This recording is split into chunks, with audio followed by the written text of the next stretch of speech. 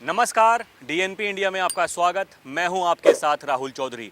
तो देखिए, हमारे साथ हैं इस वक्त राजपाल बाल्यान जी। आपको बता दें कि बुढ़ाना विधानसभा क्षेत्र से ये विधायक हैं और विधायक दल के नेता हैं राष्ट्रीय लोक दल के। सर, बहुत बहुत स्वागत है आपका। जी। आप मुझे बताइए सर कि जिस तरह से जो जयंत चौधरी जी को मंत्री बनाया गया है मोदी 3.0 में, आप किस तरह से देखते हैं, ये कैसा कदम है? हम लोग राष्ट्रीय लोकदल और मैं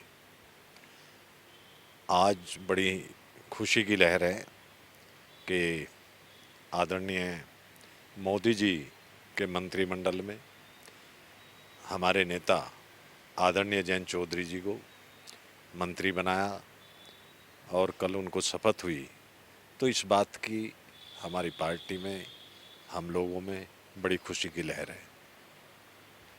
सर देखिए, लेकिन कुछ लोग ये कह रहे हैं कि कम से कम कैबिनेट मंत्रालय मिलना चाहिए था जयंत चौधरी जी को, लेकिन राज्य मंत्री बनाया, स्वतंत्र प्रभार बनाया हालांकि, लेकिन उसके बावजूद भी कुछ लोगों में इस तरह का एक दुख कह लीजिए या फिर उनकी इच्छाएं ज़्यादा थीं कि वो चाह रहे थे कि कम से कम कैबिनेट मंत्रालय उनको मिले। आप क्या कहेंगे सर? अपने नेता के प्रति हमेशा यही होता है। हर व्यक्ति अपने नेता को चाहता है बड़े से बड़ा मंत्रालय मिले, बड़े से बड़ा पद मिले। हमारा नेता का कद हमेशा बढ़ता जाए, ये हमारी ही नहीं, सब लोगों की अपने नेता के प्रति इच्छा होती है। हमारे लोगों की भी यही इच्छा थी कि भाई और अच्छा मंत्रालय मिल जा, कैबिनेट मंत्रालय मिल जाए, ऐसे ही कुछ लोगों की इच्छा थी। लेकिन ये सब कुछ पूरा मंत्रिमंडल बनाने के लिए और एनडीए की सरकार स्थापित करने के लिए ये देखना पड़ता है। ये आदरणीय मोदी जी ने जो समीकरण बनाया, तो उस समीकरण के तहत हमारे नेता को स्वतंत्र प्रभार दिया। तो हम इस बात से भी, मैं व्यक्तिगत अपने आप को कहना चाहता हूँ, मैं व्यक्तिगत इस बात से भी संतुष्ट हूँ कि उनको मंत्री बनाया, स्वतंत्र प्रभार बनाया।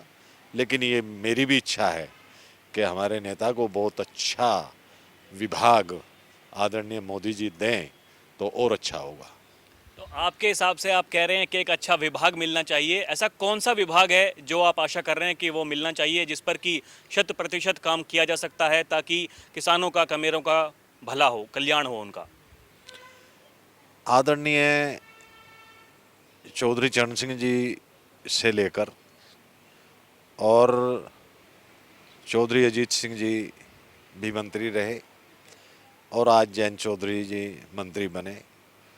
तो हमारी तो इच्छा यही है कि किसान, मजदूर, कमेरे से जो संबंधित विभाग है वो अच्छा सा विभाग उनको मिलना चाहिए, जिससे हमारी पार्टी किसानों की, मजदूरों की, कमेरों की पार्टी है। और राष्ट्रीय लोकदल की हमेशा यही नीति रही है। स्वर्गीय चौधरी चरण सिंह जी ने जो काम किए हैं और उन्हीं की नीतियों को आगे बढ़ाते हुए आदरणीय चौधरी चरण सिंह जी ने, चौधरी अजीत सिंह जी ने, चाहे वो कृषि मंत्रालय रहा हो, चाहे उद्योग मंत्रालय रहा हो, कृषि मंत्रालय के रहते हुए उन्होंने किसान को जो लोन मिलता था ट्रैक्टरों पे, उसकी सीमा, ज़मीन की सीमा कम की, जो बंधक ज़मीन हुआ करती थी, और लोन जो मिलता था वो सस्ता कराया। उद्योग मंत्री के रूप में जब चौधरी अजीत सिंह जी रहे, उन्होंने 40 किलोमीटर से फैक्ट्रियों की दूरी घटाकर 25 किलोमीटर की। लेकिन 25 किलोमीटर भी ज़्यादा समझते हुए फिर उन्होंने उस दूरी को घटाकर 15 किलोमीटर की और 15 किलोमीटर पर शुगर फैक्ट्री लगाने का काम किया, जो हमारे किसानों को, मजदूरों को, कमेरों को उससे बहुत भारी लाभ मिला। और आज आदरणीय जयंत चौधरी जी भी उन्हीं की नीतियों से चलते हुए मुझे उम्मीद है पूरी कि जो भी विभाग उन्हें मिलेगा और उस विभाग में भी जिस तरीके से उन लोगों ने ईमानदारी के साथ कभी कोई ज़िंदगी में कभी कोई किसी किस्म का कोई दाग नहीं उनके चरित्र पर, इसी तरीके से हमारे नेता जयंत चौधरी जी आगे काम करेंगे और लोगों को लाभ पहुंचाएंगे और पार्टी मजबूत होगी, सरकार एनडीए की सरकार मजबूत होगी। यही हम चाहते हैं और यही हमें अपने नेता से उम्मीद है। बालियान साहब, आप मुझे एक बात बताइए कि जिस तरह से जिस दिन एनडीए की मीटिंग थी और जो सर्वसहमति से एनडीए के सभी सहयोगी दलों ने समर्थन दिया था, तो जयंत चौधरी को उस दिन मंच पर जगह नहीं दी गई थी, जिसके बाद हमने देखा कि लोगों में काफ़ी गुस्सा था। मैं खुद धरातल पर गया था बागपत लोकसभा क्षेत्र में। लोग कह रहे थे कि जो कुछ भी हुआ वो ठीक नहीं हुआ। तो एक पार्टी के दृश्य से आप किस तरह से देखते हैं? तो क्या ये कोई बड़ी बात जो लोगों में एक इशू बनाया जा रहा है, क्या वो बनाने लायक है, या फिर हकीकत में मतलब आप सोचते हैं कि ऐसा कुछ हुआ तो गलत हुआ? इशू बना और इशू ख़त्म हो चुका। इशू ज़रूर बना। हमारे लोग, हमारे राष्ट्रीय लोकदल के लोग जरा सी बातों पे टिक्का टिप्पणी करते हैं, उसको चेक करते हैं और चेक करने के बाद ये नहीं कि वो अपनी ज़ुबान को बंद रखें, वो ज़ुबान को भी खोलते हैं। तो वो उनको कमी दिखाई दी, उन्होंने टिक्का टिप्पणी की, अब वो मामला ही समाप्त हो चुका और अब तो उनको शपथ हो चुकी, स्वतंत्र प्रभार के मंत्री बन चुके, मंत्रालय केवल खुलने हैं। तो आज कल में जो भी कुछ मंत्रालय खुलेंगे तो आगे चौधरी साहब अपने मंत्रालय को सुचारू रूप से चलाएंगे और पार्टी का एक एक कार्यकर्ता, एक एक पदाधिकारी सब संतुष्ट होंगे।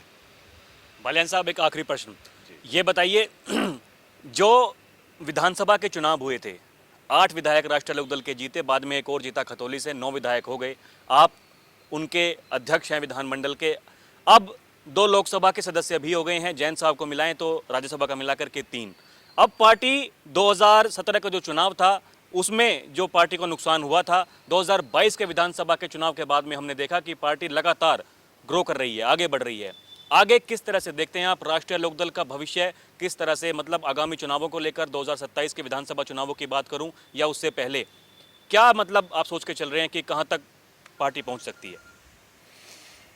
मुझे उम्मीद है कि जिस रफ्तार से हम बढ़ रहे हैं, हमारी पार्टी मजबूती की ओर है और हमारी पार्टी, राष्ट्रीय लोकदल, हमारे नेता जिन्होंने पार्टी का गठन किया था, आदरणीय चौधरी चरण सिंह जी को भी इस तरह के झटके आए। एक बार उनके 3 एमपी ही चुनकर आए थे। तो ऐसी घटनाएं हमारे साथ रहती है। जैसे आपने जिक्र किया कि 2017 में हमारे साथ ये घटना हुई, हमारी पार्टी कमज़ोर हुई, लेकिन उसके बाद आज हम 4 सदन होते हैं और चारों सदनों में हमारी हिस्सेदारी है और हम उम्मीद करेंगे कि आगे ये हिस्सेदारी हमारी बढ़ती जाएगी और हमारी पार्टी मजबूत होगी। यानी कि एनडीए के साथ में आने से कहीं ना कहीं पार्टी को फायदा तो हो रहा है धरातल पर। हाँ, एनडीए के साथ भी लाभ हुआ और गठबंधन से सपा के साथ हमने चुनाव लड़ा था, उसमें भी लाभ हुआ।